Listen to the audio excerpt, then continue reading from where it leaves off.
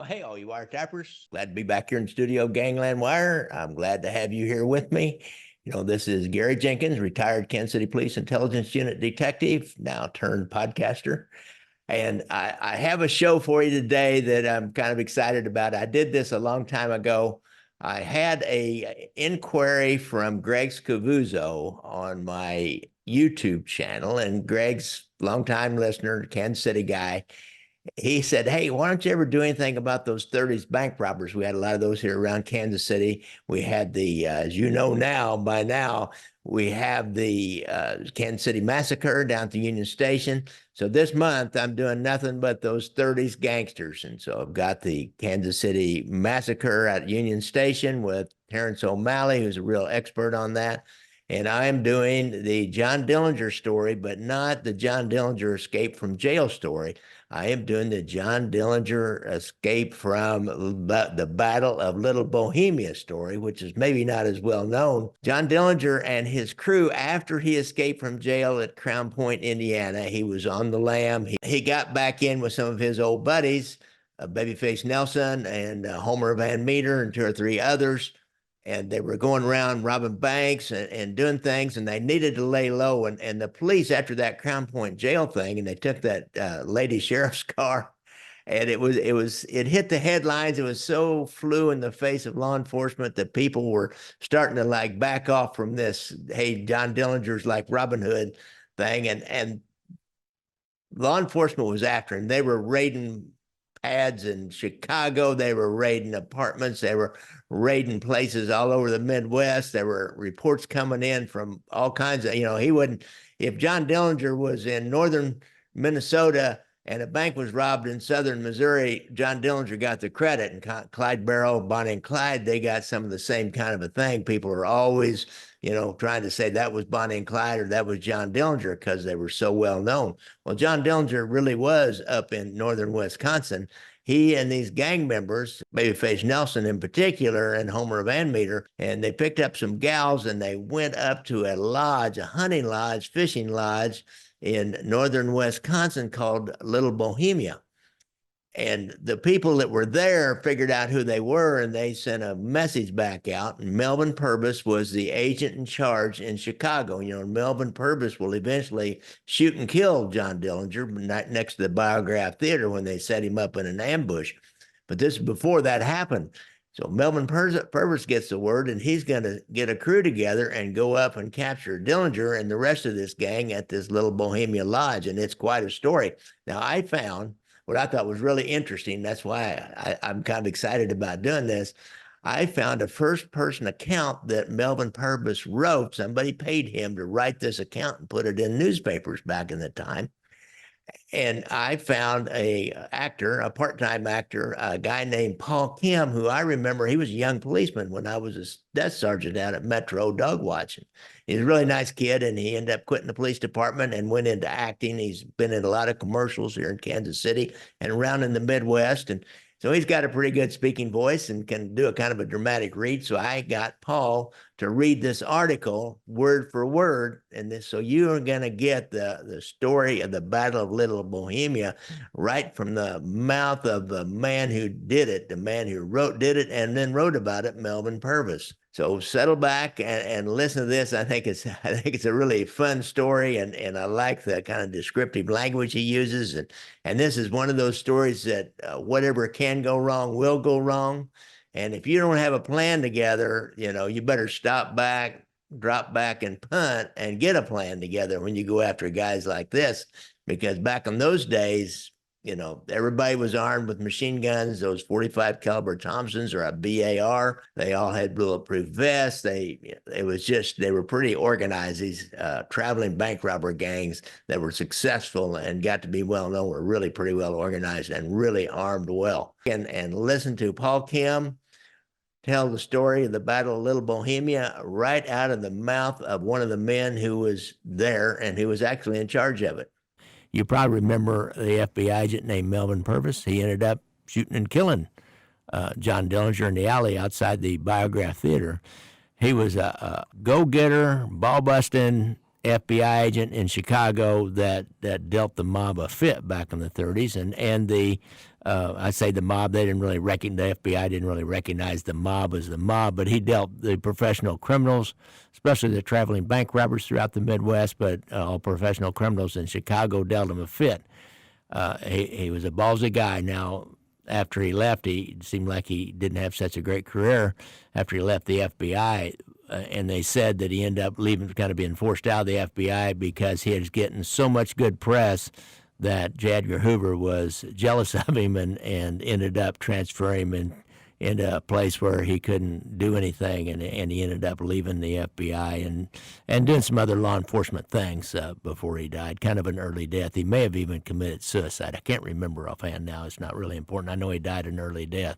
He led the raid on Little Bohemia, and John Dillinger and Pretty Boy Floyd and the rest of their traveling bank robber gang who were hiding out up there. This was in April of 1934. Now, in March of 1934, John Dillinger, he escaped the Crown Point jail, and he went on kind of a crime spree, and they were robbing banks, and he got back together with these old bank robbing crew, and they were robbing banks, and they ended up in April of 34, just a month later, trying to dodge all the law enforcement that were after them, going to this hunting and fishing vacation lodge up in upper Wisconsin, up in the woods, called Little Bohemia, and the word got out. We've got more evidence to work on than ever before in hunting Dillinger, said Melvin H. Purvis, chief of the U.S. Division of Investigation here. And we'll have him before long. His trail is getting broader every minute. So that was a headline, but this article, actually, what you're going to hear Paul read, was actually written by Melvin Purvis, part of his post-FBI career, I guess. I don't think J. Edgar Hoover would have allowed him to do a writing for a newspaper while he was still in the FBI. So it's a first-hand account of that. Ottawa, Ontario, Canada, Saturday, October 17th, 1936. FBI author gives first-hand information about G-Men, Dillinger's dramatic escape when he shot his way out from Little Bohemia Lodge.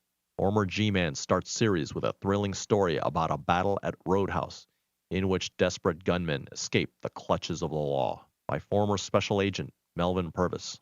That Sunday, April 22nd, 1934, about 1 o'clock in the afternoon, the telephone rang in my apartment in Chicago. The United States Marshal in Chicago was calling. He said that a man named Voss at Rhinelander, Wisconsin, desired to furnish the information as to the location of John Dillinger. Immediately, a call was placed to Mr. Voss. He said, "The man you want most is up here." At first, he did not want to mention the name over the telephone. He was urged.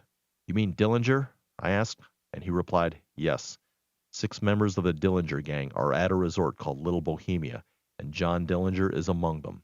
Upon inquiry, he added that he had not informed anyone else of this matter, and anyone else could see that there was no time to be lost.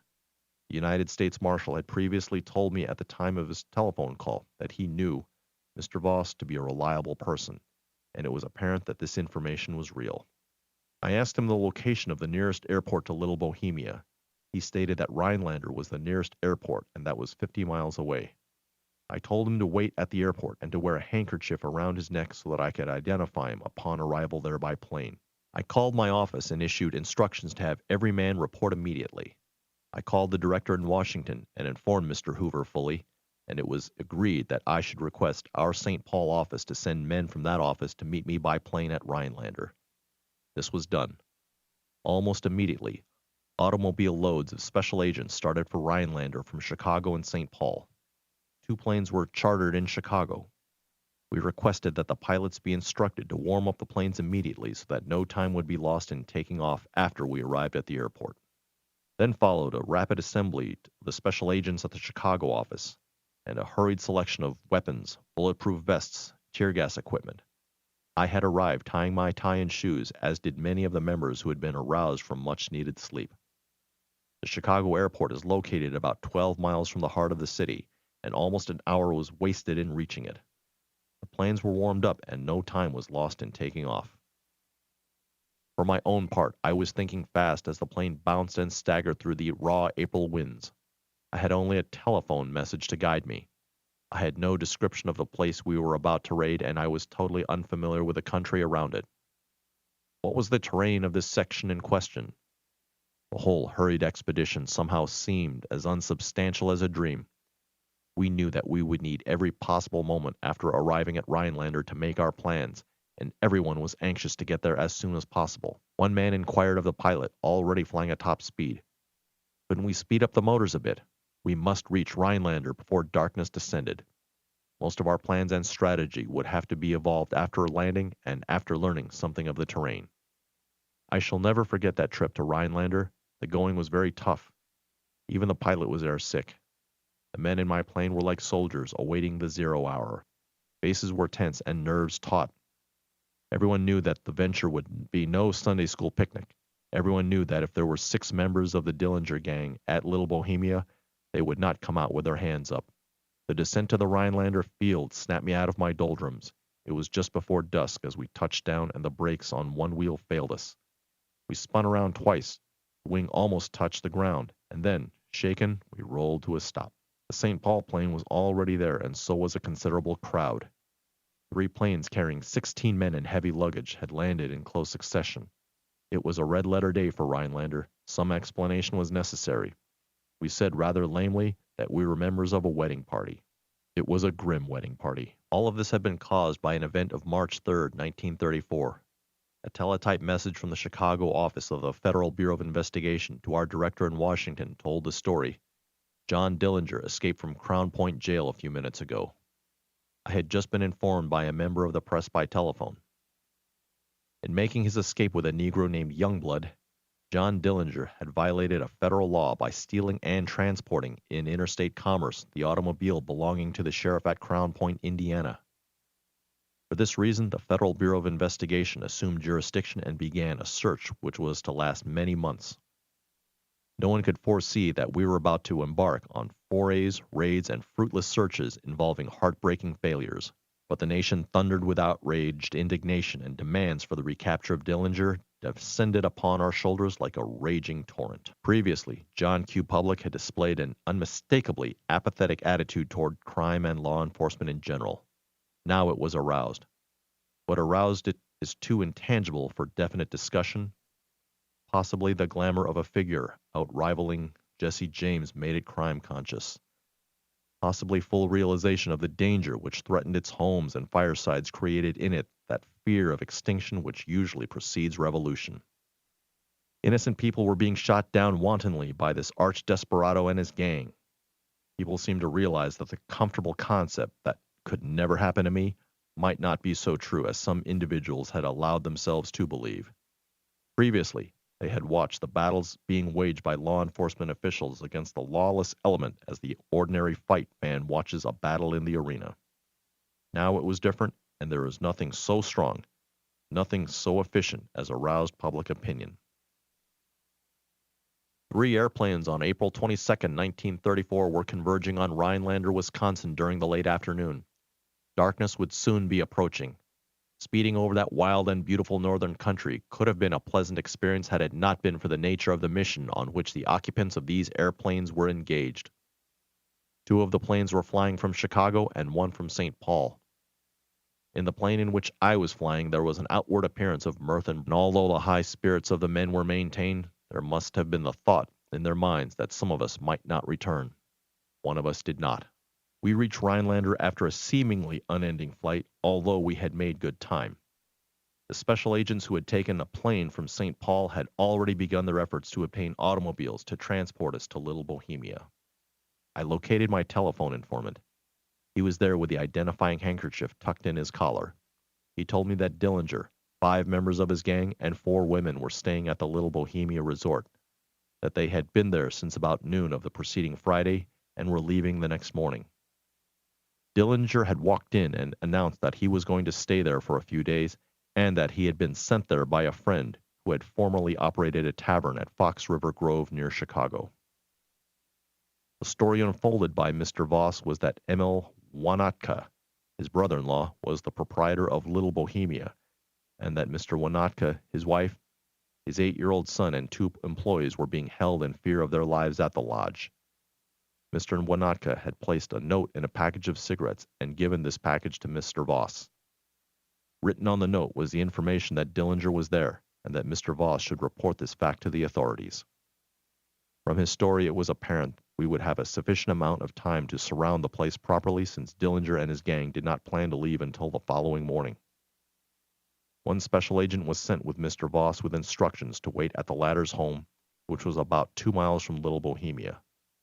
A man who had come to Rhinelander with Mr. Voss had agreed to accompany us and to point out the location of the resort. While we were still unloading the planes and making plans, Mr. Voss came rushing back on the landing field, shouting my name. I quieted him, praying silently that Dillinger had no scouts in the crowd. In an excited manner, he informed me that he had just met his wife on the road and that she had learned since his departure from home that Dillinger and his gang had changed their plans and were leaving after dinner that night. Descriptive. I like his description of, and it's a little bit confusing. He starts off with describing the FBI agents on the plane and what happened, how they came up with a cover story that they were a wedding party, which looked kind of funny for a wedding party. And then when they started dragging those shotguns and Tommy guns off the plane, they probably thought, well, that's going to be an interesting wedding. Yeah. And of course, they would be known when they came land to that airport. I don't care what their cover story is. If somebody was thinking along those lines, they would immediately know these were FBI agents, and then they'd have to jump in some old crappy car, what they had back then, in some 1929 Model A. Or agents from St. Paul had gotten there a little bit earlier because they were closer than the agents in Chicago, and they're going around trying to line up cars, and there's not a Hertz rent-a-car. There's no facilities whatsoever to speak of, so they have to figure out how to get cars, which is kind of a story in itself that I believe he's going to tell us in a minute. The description of the men on the way up and kind of that false bravado but yet they're all a little bit nervous because Dillinger and his crew, they knew, when they caught him, and Pretty Boy Floyd, they knew when they caught him it was going to be like a battle. It was like, in war. It was then 6:30 p.m. and thick dusk. My first reaction to the startling news was one of deep depression. The gangsters were having supper at that very moment, and we had 50 miles to go through a bitter April night over bad roads. We had not yet obtained automobiles. It seemed hopeless. We could not reach Little Bohemia in time to make a survey of the territory and to surround the place properly. Then the fever for action dissipated all other emotions. We could not wait for our reinforcements. We must get to Little Bohemia at once, and trust to luck that we got there soon enough. The town of Rhinelander was several miles from the flying field, and I asked a young man, whose name I later learned to be Isidore Tuchalski, who was at the airport in a Ford coupe with his wife, if he would drive me to the business section. He agreed, and as we sped to town, he told me proudly that his automobile was a special job, geared up to travel 103 miles an hour. When we arrived at the Ford dealer's garage, we learned that our efforts to secure 5 automobiles had not been successful. It might take another hour before we could get the required automobiles. Mr. Tuchalski's special job stood outside the garage. I told him I would like to rent his car, that I would pay him for the trip and for any damages incurred on the trip. Not knowing who we were and being very proud of his car, he refused. Perforce, I informed him of our identities and that it would be necessary for us to commandeer his car. He then readily agreed. There were no automobiles for rent in Rhinelander, and ultimately we commandeered 4 other cars, 2 of which turned out to be dilapidated relics. We gathered behind the closed doors of the garage, and there made sketchy plans for the raid. 6 men were to attack the front door at Little Bohemia. The others were to split, 5 and 5, and move in from the sides. We had been informed that there was a lake behind the house and that there were no boats on it, so escape in that direction would not be possible. The 6 of us who were to attack the front door put on bulletproof vests. I was to wear my steel vest for the next 12 hours.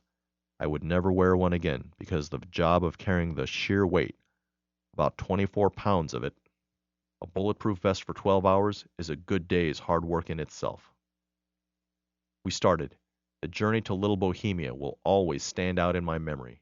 The roads were bad and the night was wretchedly cold.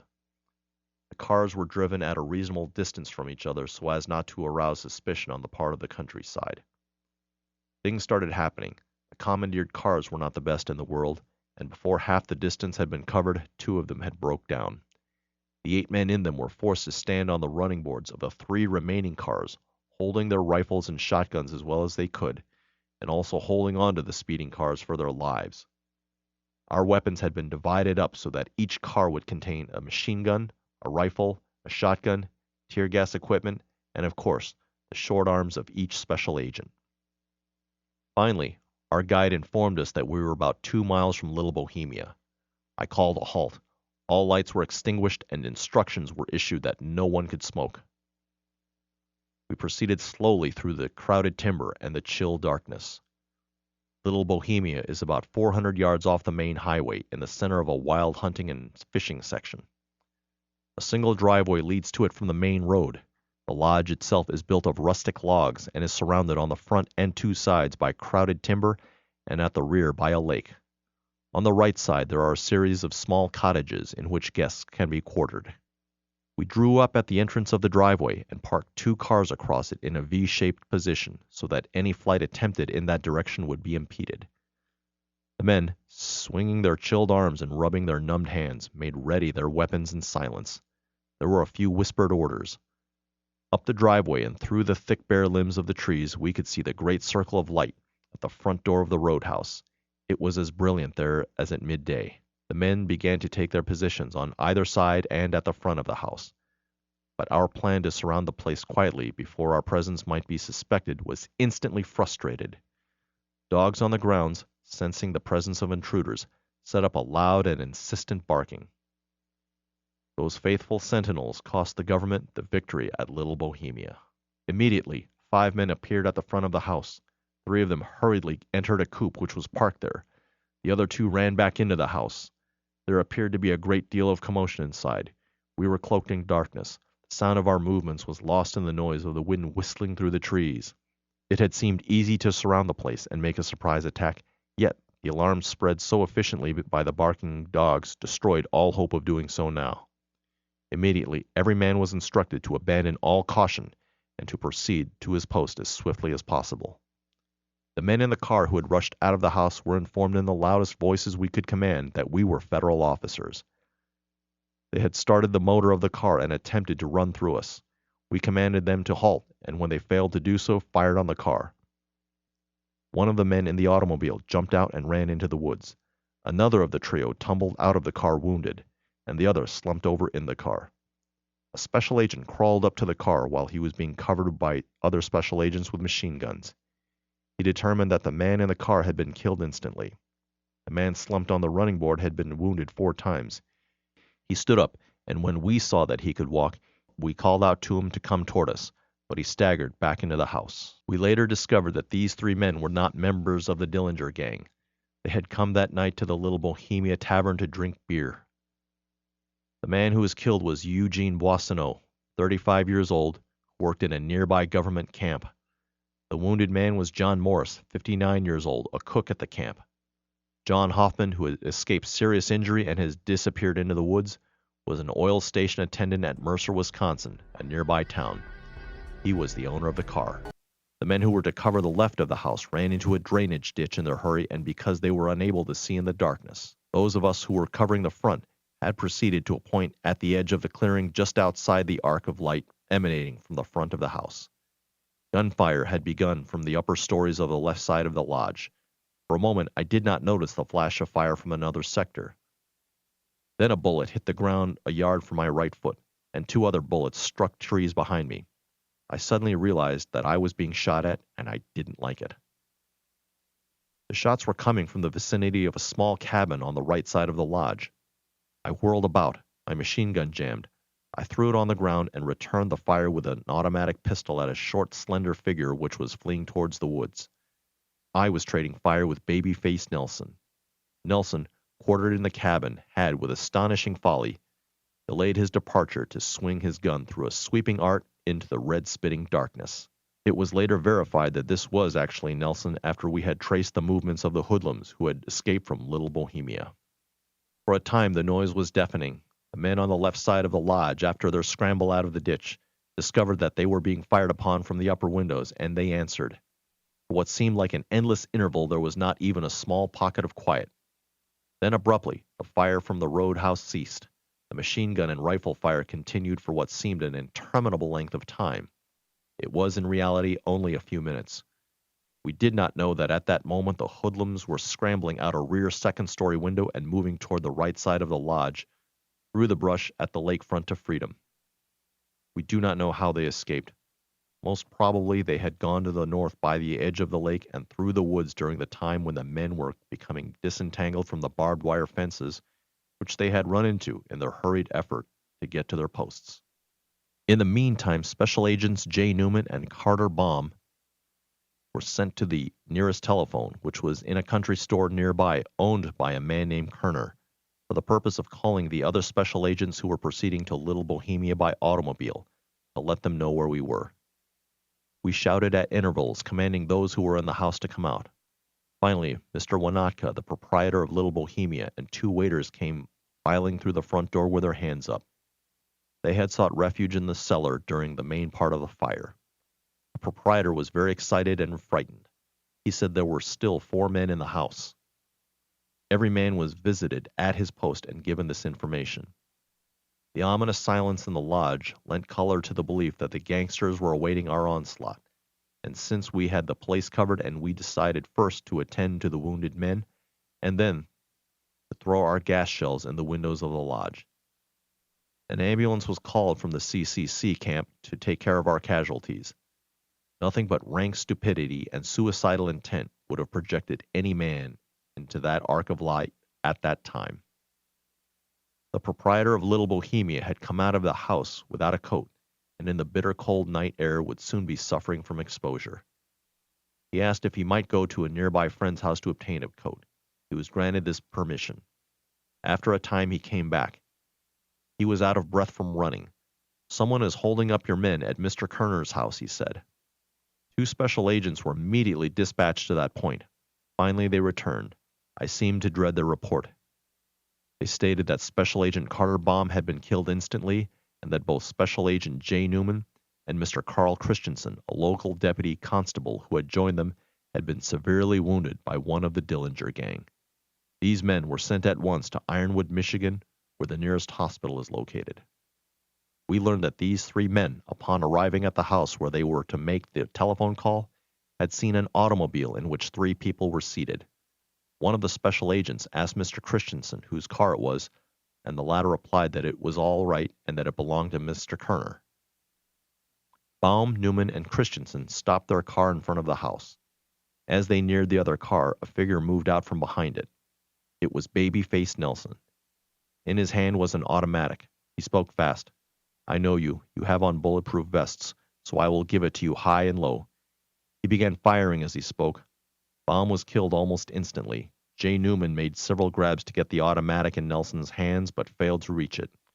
He received a wound in the head and fell. Nelson leaped into the car in which the agents and Christensen had driven up and drove away.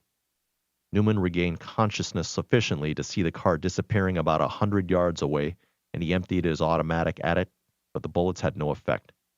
There was no one to give pursuit. The car Nelson had taken was the one we had commandeered, and the one which had been geared up to a speed of 103 miles per hour.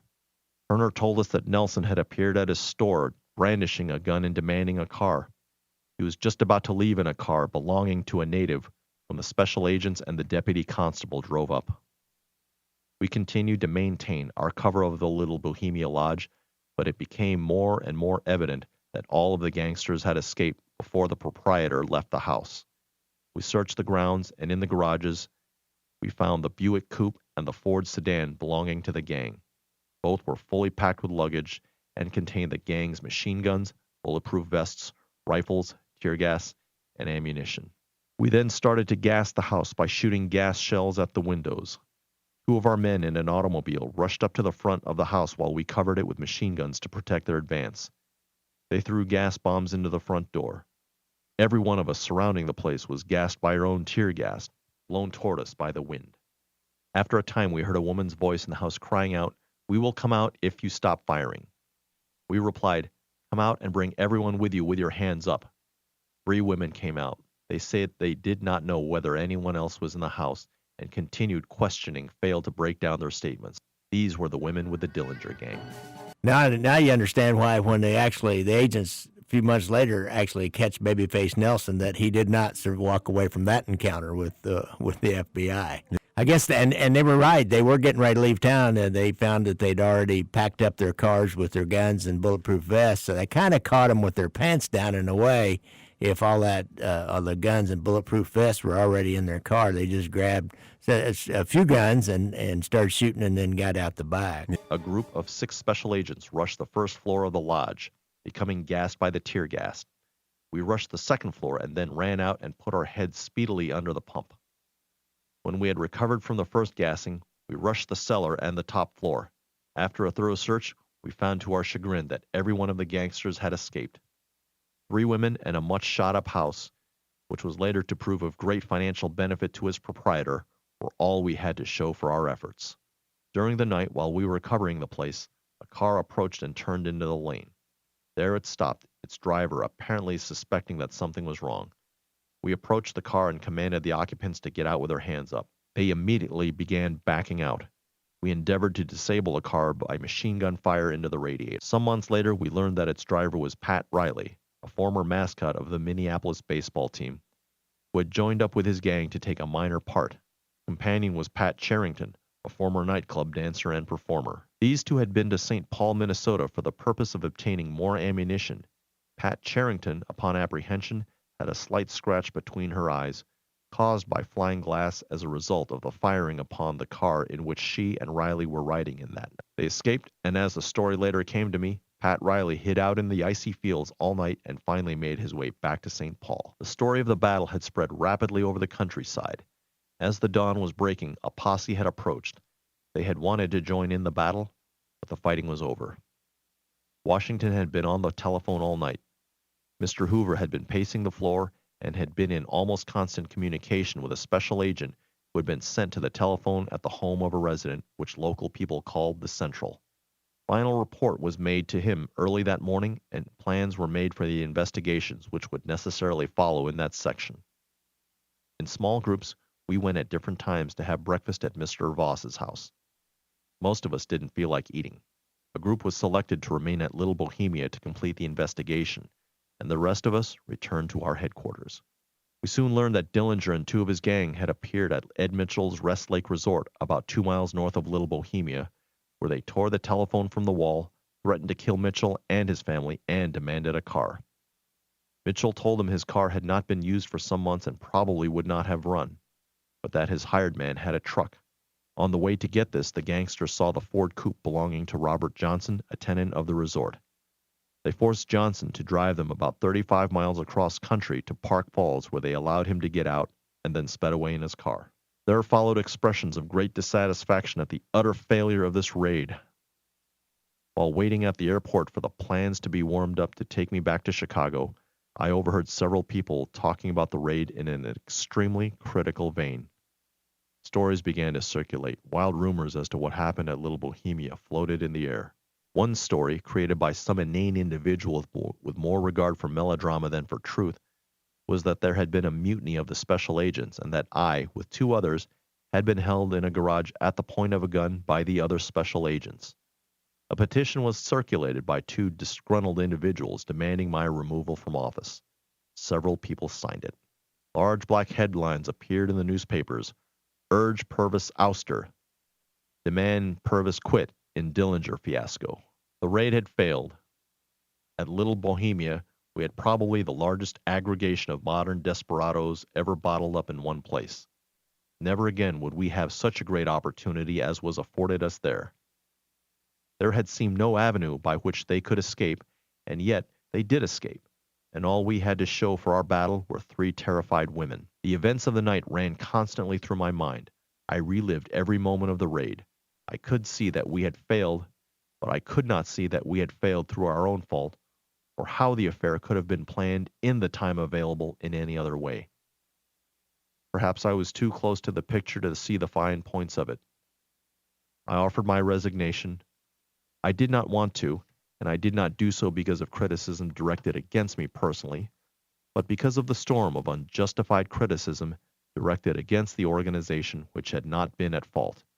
It was not accepted. Somehow I wasn't thinking about the various opinions advanced about the raid. My thoughts were about the loss of Special Agent Carter Baum and the other serious casualties at Little Bohemia. That young special agent was my friend. I thought of his boyish ways and lovable character. I remembered how he had loved to play handball. I thought too of his devotion to duty and his intelligence, the high aims and ideals which he had. Then I thought of that life being snuffed out by a gun in the hands of a ruthless and irresponsible killer. There was the family of this man who had lost his life in line of duty, Mrs. Baum and her 2 little children. What would happen to them? I thought of the inadequacy of the government's support for this family. The story of the battle is told and retold, and the empty shells of the cartridges fired there have had a ready market. The luggage of the Dillinger gang, which was discovered in the 2 automobiles left at Little Bohemia, contained the instruments of gang warfare: machine guns, rifles, pistols, bulletproof vests, and ammunition, together with a large number of suits, shirts, and other articles of clothing. The gang had already packed and were ready to leave. Some months later, all the articles of clothing were sent back to the proprietor of Little Bohemia. Some felt that possibly he might have a claim of some sort on them in view of the sojourn of the Dillinger gang at his resort. My own feeling was that he would have and would make no claim for these articles, but these considerations occupied very little of my concern at the time. I am told, however, that later these articles became a part of his murderous relics. The gangsters at Little Bohemia were John Dillinger, John Hamilton, an old prison pal of Dillinger who had escaped from the Michigan City, Indiana prison on March 28, 1933, and who had been his companion in many a robbery.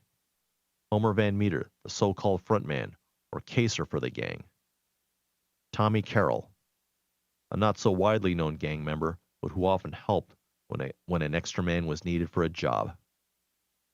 Babyface Nelson, whose ruling passion was murder. And Pat Riley. They were all dangerous men, and word had leaked through from gangland that each had said he would never be taken alive. Only one of them was.